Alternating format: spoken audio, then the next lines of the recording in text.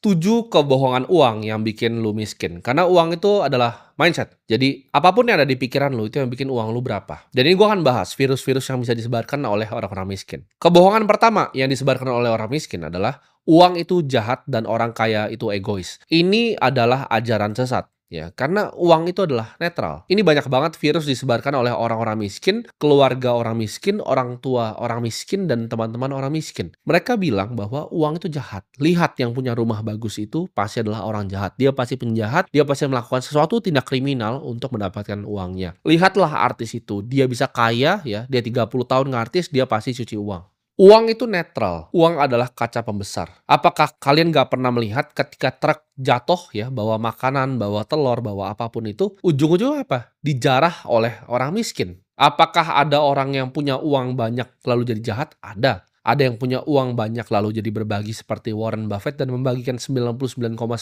kekayaannya? Banyak juga. Orang yang bikin IKEA juga membagikan uangnya. Uang itu seperti api, bisa dipakai untuk memasak makanan dan bisa dipakai juga untuk membakar rumah. Jadi uang itu netral, jangan berpikir bahwa uang itu jahat. Satu-satunya yang ngasilin uang itu adalah hal jahat, cuci uang, korupsi, dan lain-lain. Itu adalah virus yang disebarkan oleh orang miskin. Semua itu selalu tergantung ke siapa yang memegangnya. Karena gue percaya kalau kalian pengen uang datang ke hidup kalian, kalian harus paham ya cara kerja uang dan kebenarannya tentang uang. Jadi jangan punya mindset bahwa uang itu adalah jahat dan orang kaya itu semuanya egois. Jawabannya enggak. Orang miskin juga banyak yang egois, banyak yang suka jarah orang lain. Malah kebanyakan kriminalitas di dunia ini dilakukan oleh orang miskin, bukan orang kaya. Yang kedua, kebohongan yang banyak gue dengar adalah kerja keras sama dengan kekayaan. Banyak sekali orang yang gue tahu kerja sangat keras tapi nggak pernah kaya-kaya. Kerja keras itu adalah sesuatu hal yang mulia dan itu adalah awal dari kekayaan. Ya gue bilangnya awal dari kekayaan, tapi bukan sama dengan. Bukan lu kerja keras pasti lu menjadi kaya, itu tidak. Dunia ini tidak bekerja dengan adil. Ada orang yang bekerja keras seumur hidupnya dari pagi sampai malam dan dia juga tidak kaya. Apalagi orang yang tidak bekerja keras sudah pasti tidak kaya.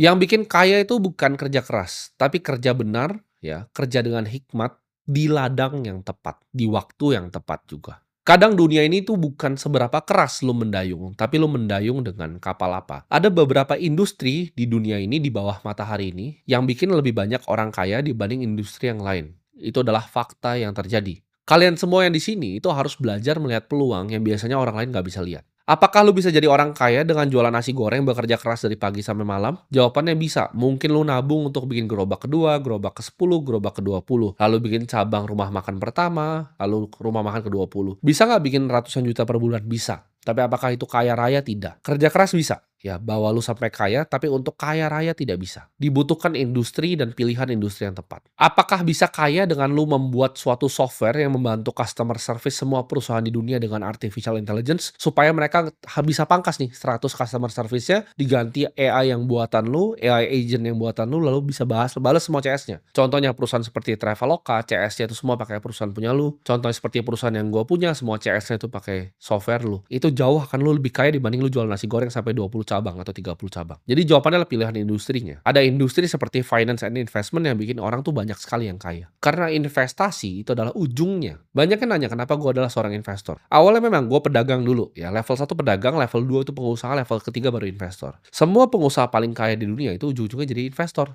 Ya, semua orang seperti Bill Gates ujung-ujungnya bikin Cascade Investments. Orang-orang seperti Jeff Bezos ujung-ujungnya bikin Bezos Expeditions. Semua yang usahanya besar sekali, Amancio Ortega, Sergey Brin, semuanya punya yang namanya family office mereka sendiri, even Michael Dell. Jadi kalau orang udah jadi pengusaha level paling tinggi, mereka jadi seorang investor. Mereka bikin family office, mereka harus manage hartanya yang banyak sekali ini. Jadi jawabannya kerja keras itu tidak sama dengan kaya, tapi kerja tepat di waktu yang tepat, di industri yang tepat, itu yang bisa bikin kaya. Yang ketiga, yang penting bisa nabung, nanti juga kaya. Menabung itu akan bikin lu jadi kehidupan yang stabil, bukan menjadi kaya. Gue kenal banyak temen yang quote on quote kita bilang cukup ya hidupnya, tapi hatinya justru penuh kecemasan. Yang dia lakukan hanya nabung, nabung, menabung, dan menabung. Tapi dia tidak pernah punya bantalan di hidupnya, bantalan investasi. Cukup itu dibangun di atas ketakutan, bukan kebebasan. Jadi orang yang cuma nabung tuh akan dapatnya cuma ketakutan, bukan kebebasan. Orang yang berinvestasi itu akan mendapatkan kebebasan. Dia, ya, gue bilang di sini, siapa mereka yang bisa membuat uang di saat mereka tidur, itu akan mendapatkan yang namanya kebebasan. Tapi menabung tuh cuma akan sampai cukup. Lu mau pengusaha, lu punya restoran besar, lu cuma menabung, itu akan cuma ujungnya cukup. Karena restoran yang lu punya, lu nggak tahu dalam 5 sampai 10 tahun lagi akan bangkrut atau tidak. Sedangkan seorang investor yang bijak, dia akan pakai uangnya untuk digandakan di saat dia masih tidur. Kaya itu bukan sekedar hanya punya angka, tapi punya pilihan. Pilihan itu datang dari lu justru menggali dari cuman ibaratnya rasa aman. Lu cari resiko yang lebih. Karena berinvestasi di saat lu decide, oke, gue mau menginvestasikan 100 juta uang gue. Itu ada resiko yang lu ambil. Dengan lu berinvestasi let's say di sebuah perusahaan yang terbuka. Itu ada resiko ya, resiko kerugian yang lu bisa ambil. Sedangkan orang cuma main aman, aman dan aman. Dia cuma nabung di bank, nabung deposito, aman, aman, aman, aman, aman. Uangnya ini akan cuman dia seumur hidup akan jadi cemas. Uangnya cukup gak? Uangnya cukup gak? Sedangkan orang yang mengambil resiko lebih, itu yang berinvestasi, yang akan selamat. Karena jebakan dunia ini itu, orang yang gak berani mengambil resiko, orang yang selalu mainnya aman, itu yang selalu berbahaya hidupnya justru. Keempat, mereka berpikir bahwa pendidikan formal adalah segalanya. Ketika mereka selesai kuliah, mereka selesai S1, mereka stop belajar tentang dunia. Banyak yang lo lihat S1 itu ujung-ujungnya tukang jualan gorengan, S1 ujung-ujungnya cuma jadi ojol. Kenapa? Karena mereka stop belajar ketika mereka sudah lulus. Mereka anggap dunia ini berhenti. Pendidikan formal segalanya, oke gue udah lulus, gue berhenti belajar. Jalur itu dibuat sama orang tua kita, ya itu dunia lama yang sudah tidak ada lagi. Dengan perkembangan teknologi seperti ini, ya gaji yang stagnan, itu lu akan cepat untuk mati di hidup ini. Kalau lu cuma ikut arus, lu akan tenggelam. Lu harus upgrade skill lu. Lu harus up to date dengan semua teknologi terbaru yang terjadi di dunia ini. Belajarlah menanam skill baru sebelum lapar itu datang. Kebanyakan orang itu baru belajar ketika sudah harganya terlalu mahal untuk berubah. Jadi jangan jadi orang yang stagnan. Dan pendidikan formal bukan segalanya. Gue bukan orang yang punya pendidikan formal. Tapi sejak gue usia 15 tahun, gue udah fokus untuk belajar apa itu investasi. Gue udah belajar terjun ke capital market. Gue melihat perusahaan itu secara detail. Arus kas tuh gue lihat seperti darahnya. Neraca itu gue lihat sebagai detak jantung perusahaan. Gue udah habisin kurang lebih hampir 100 buku sebelum gue umur 18 tahun. Intelligent Investor, Security Analysis, buku yang tebal-tebal, ribuan halamannya, sudah gue habisin. Gue jadi terobsesi dengan pasar modal. Dan apakah akhirnya gue mengambil pendidikan formal? Jawabannya tidak. Gue bukan anak yang tidak kuliah. Tapi gue punya pengetahuan extensive knowledge. Lu bisa sandingkan dengan orang-orang yang kuliah ekonomi, kuliah keuangan.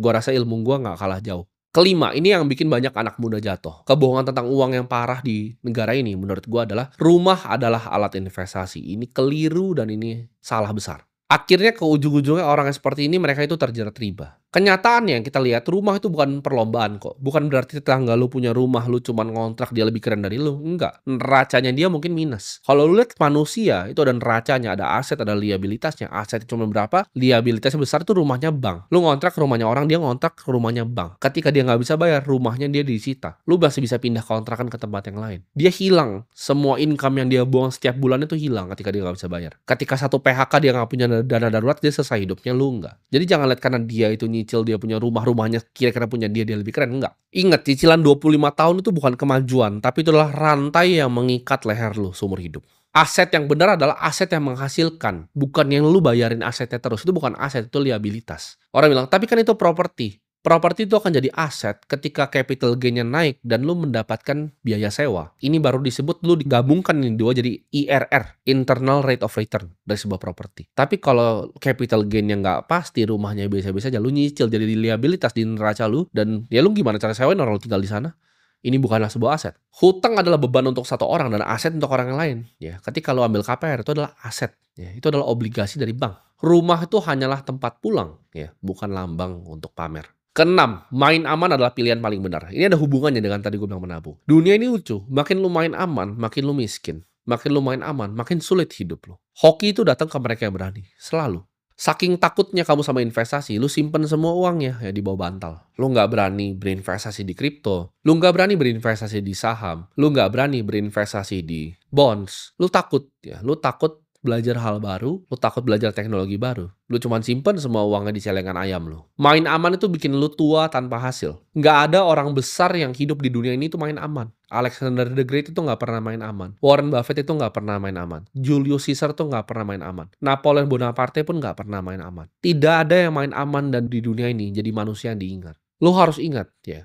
Di semua di dunia ini, pertumbuhan itu selalu butuh resiko. Lu mau bisa naik skateboard, lu harus berani untuk jatuh. Kalau lu nggak berani untuk jatuh, nggak berani untuk patah tulang, ya lu nggak akan jadi pemain skateboard yang handal. Lu nggak berani tabrak-tabrak orang pas main basket, lu nggak akan menjadi pemain basket yang handal. Di hidup ini mereka nggak pernah reward siapa yang main paling aman tuh enggak. Ketika lu punya ide untuk membuat sesuatu, lu decide, oke, lu cuma akan terus jadi karyawan. Dunia ini nggak akan baik untuk orang yang selalu cuma mikir jalan yang paling aman. Dunia ini akan reward siapa yang berani masuk hutannya untuk mencari gitu. Oke.